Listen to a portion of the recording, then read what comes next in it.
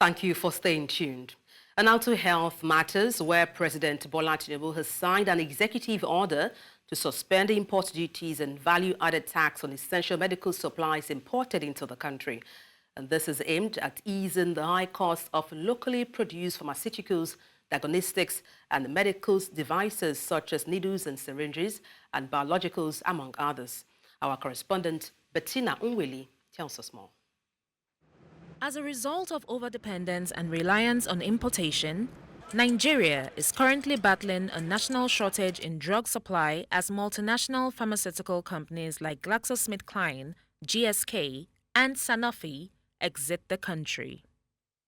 The suspension of taxes on imported pharmaceuticals, which is set to bring about substantial changes, is a significant policy change aimed at improving the nation's health sector. Normal before, like no-nuts, we always buy like 1, 2, some 1, 5, but now to get no-nuts you have like 4,000, some area 3, 5. So, but these days we go for herbs because a lot of people can't afford drugs these days. For example, Ampiclox Bicham, a card. Previously, I think it's 800 naira to be or so, but now a card is almost 5,000, 6,000 naira. Then the box itself, it's almost 60,000, 70,000. So treating malaria or infection right now, it's really on the high side. Malaria, for example, and typhoid these days is very, very in a high cost now. Before you can get malaria, maybe 700 to 850, but now if you don't have 3,000 or more, even more, you can't treat malaria now. The suspension of taxes on imported pharmaceuticals marks a pivotal moment in Nigeria's healthcare journey. We must harness the growth potential. With the government's commitment to improving access to affordable medication, the health sector is poised for significant positive change. The pharmaceutical sector is the sector that Nigeria should see as their own sector to thrive in the continent. By making this happen, it means that many Nigerians who are manufacturing right now will be able to play strongly. This particular executive order, I see it from two ends. Having access to the ingredients for manufacturing and creating markets for them. The pharmaceutical sector is overregulated. The government should, of course, it doesn't mean that you should slow down on quality, but that regulation should be somehow encouraging. As Nigeria moves forward with this progressive policy, the hope is that every citizen will soon feel the impact of a more accessible and affordable healthcare system. In Lagos, for News Central, Bettina Nwelih. And to discuss this, I am joined by Pharmacist Michael Heavens, MD, CEO of Advantage Pharmaceuticals Limited. Good evening. Glad to have you join me.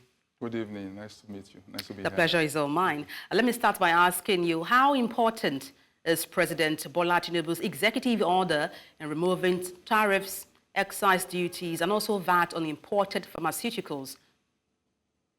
Thank you very much.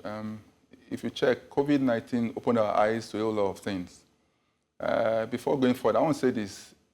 When somebody does well, I need to give them kudos.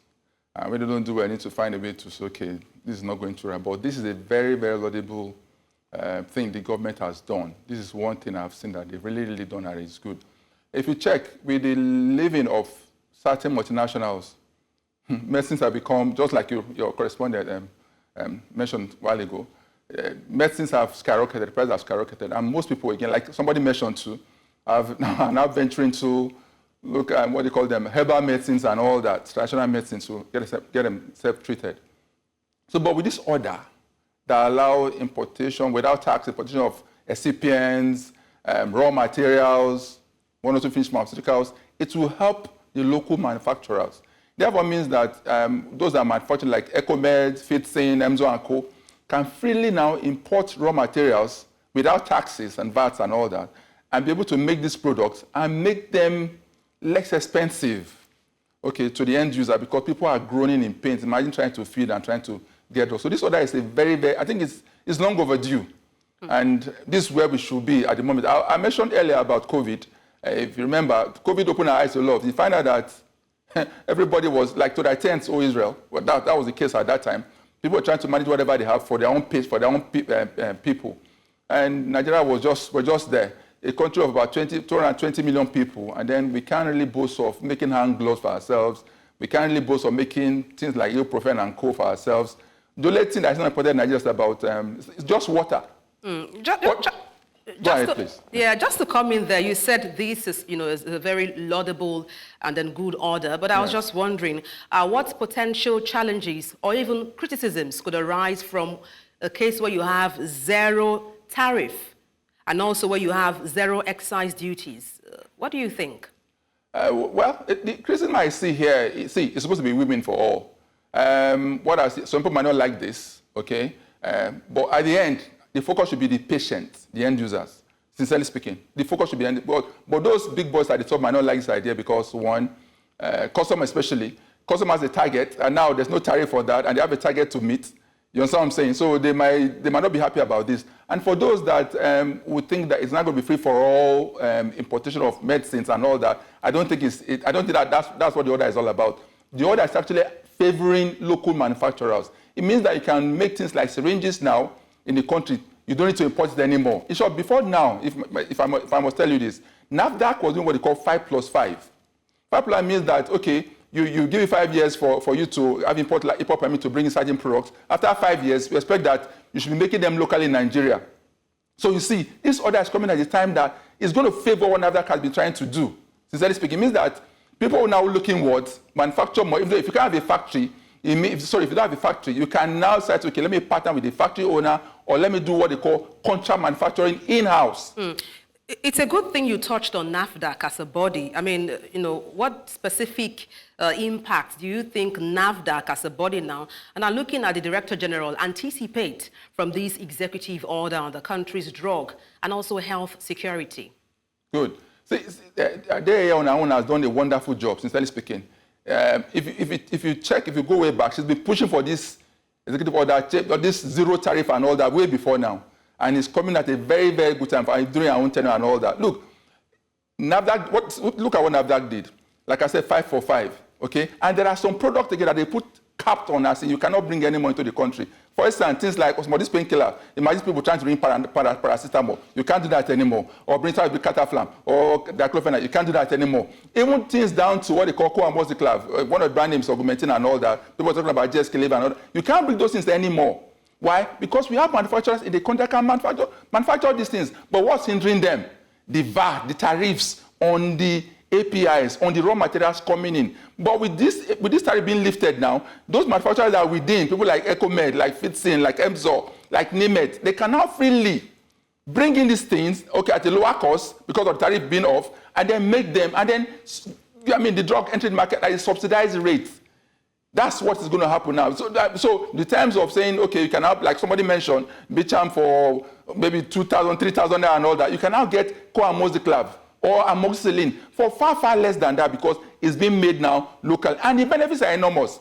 One, job creation, definitely. Retention of staff, okay? People can, those people manufacturing, this is going to be a good win for them, okay? And then the end user, especially the patient, because I keep on saying, at the end of all these things, it's the patient that matters.